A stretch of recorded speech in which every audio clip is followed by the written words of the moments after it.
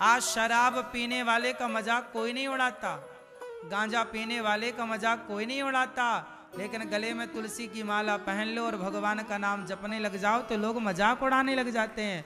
बड़ी पुजारिन बन रही है, बड़ा भक्त बन रहा है, बड़ा पंडित बन रहा है, बड़ी मीरा बन रही है, ऐसे ऐसे ताने दुनिया के लोग मारते हैं।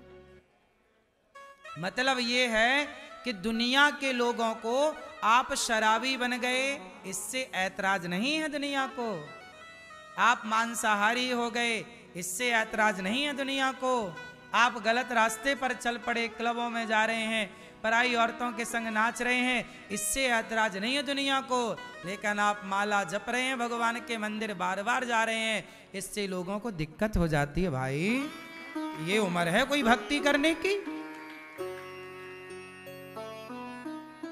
लोगों ने मानसिकता बना रखी है कि भक्ति तो बुढ़ापे में की जाती है, जवानी में तो मौज मस्ती। आज मौज मस्ती के लिए लोग जी रहे हैं, और कोई जवान लड़का लड़की यदि भगवान से जुड़ जाए तो लोग उसका मजाक उड़ाते हैं। कोई माथे पर तिलक लगा ले तो लोग मजाक उड़ाने लग जाते हैं।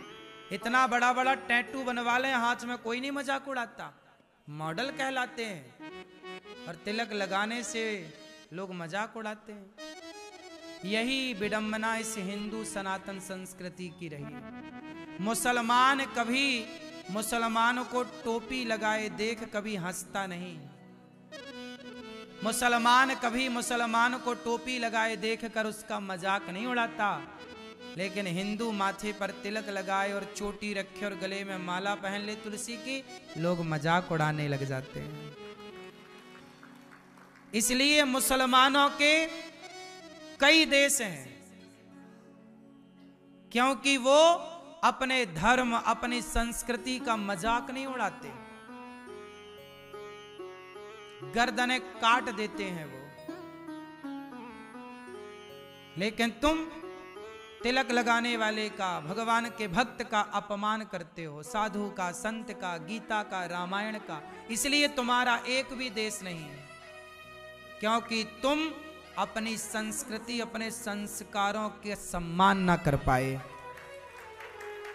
अपने संस्कारों का सम्मान जो नहीं करता उसका पतन हो जाता है। तुम अपने संस्कारों का सम्मान ना कर पाए, तुम तिलक का सम्मान ना कर पाए, तुम तुलसी की माला का सम्मान ना कर पाए। मुसलमान आज भी पजामा पहनता है और हिंदू को धोती पहनना नहीं आता। आज हिंदुओं को धोती दे दो, आपको दे दें तो आप धोती ना पहन पाओगे, कांच लगा के, जैसे तुम्हारे नाना जी और दादाजी पहना करते हैं। भारत का पहनावा पैंट शर्ट है कि धोती कुर्ता? हमारे देश में महाराणा प्रताप शिवाजी लड़ाइयां लड़े तो पैंट शर्ट पहन के लड़े थे कि धोती कुर्ता, धोती बगलबंदी? बोलो। आज वो पहनावा जो देश का पहनावा था, आज वो पहनावा पहनने वालों पे लोग हंसते हैं। आज धोती पहन ले कोई, आप धोती पहन के बाजार चले जाओ, देख लेना, चुपचाप निकल बस जाना ये देखने के लिए कि लोगों का रिएक्शन क्या, लोग हंसेंगे। आज तुम्हारी अपनी भारतीय संस्कृति के पहनावे पे यदि लोग हंस रहे हैं, समझ लो कि तुम्हारा यही तो पतन है। इससे बड़ा पतन क्या होगा? इसलिए पूरी दुनिया में हिंदुओं का एक भी देश नहीं है, क्योंकि तुम मुसलमान तुम्हें देखकर नहीं हंसता कि तुमने धोती क्यों पहनी है, हिंदू ही हंसता है। सही है कि गलत है? तुम्हें अपनी संस्कृति से प्यार ना हुआ, तुम्हें अपने संस्कारों से प्यार ना हुआ, तुम्हें अपने भारत की माटी से प्यार ना हुआ, भारत के सबसे श्रेष्ठ ज्ञान भगवद गीता, रामायण और महाभारत जैसे महापुराणों वेदों से तुम्हें प्यार ना हुआ तो तुम्हारा तो अस्तित्व ही खतरे में है। सही है? किसका दोष है, किसको दोषी कहें साहब। सुदामा,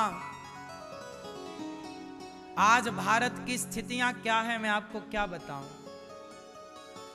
आज गौरी गोपाल आश्रम में हमारी एक वृद्ध मां की मृत्यु हो गई और वो मां के एक बेटा और 2 बेटियां हैं। 1 महीने पहले से ही मैया की तबीयत बिगड़ती जा रही थी, हॉस्पिटल भेजा, श्वास की बीमारी थी। ये मैया है, टीवी पर आप देख रहे हैं। श्वास की बड़ी बीमारी थी, सांस लेने में बड़ी दिक्कत थी। इलाज कराया गया, मां का इलाज कराया गया, मां को डॉक्टरों को दिखाया गया, पर बुढ़ापा है और अंतिम तो अंतिम क्षण है ही। 1 महीने पहले से बेटियों को और बेटों को फोन लगाने लग गए हम लोग कि भाई अब तुम्हारी मां आखिरी स्थिति है, आओ कम से कम दर्शन कर लो। सोचिए, बेटे ने तो साफ इनकार कर दिया, हम नहीं आएंगे। और जब आज मृत्यु हो गई फाइनली मां की, तो बेटे को बोला बेटा मां मर चुकी, मृत्यु हो गई, आप आ जाओ। बेटे बोला मैं नहीं आऊंगा। और बेटियों ने कह दिया हम नहीं आ सकती, हमारे पास टाइम नहीं है, बिजी बहुत है। 2 बेटियों में एक भी बेटी नहीं आई, 1 बेटा में बेटा तो आया ही नहीं। सोचिए, अंतिम दर्शन करने भी नहीं आए। ये दास अनिरुद्ध ने ही जब तक मां जिंदा थी, मैंने मां की जितनी बन पड़ी सेवा की, और अब मृत्यु होने के बाद उनको कंधा भी ये दास अनिरुद्ध ने ही दिया।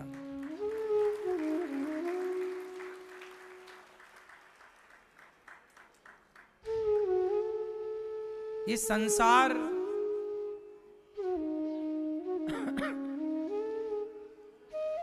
बड़ा मतलबी है साहब, बड़ा मतलबी है। कोई नहीं आया।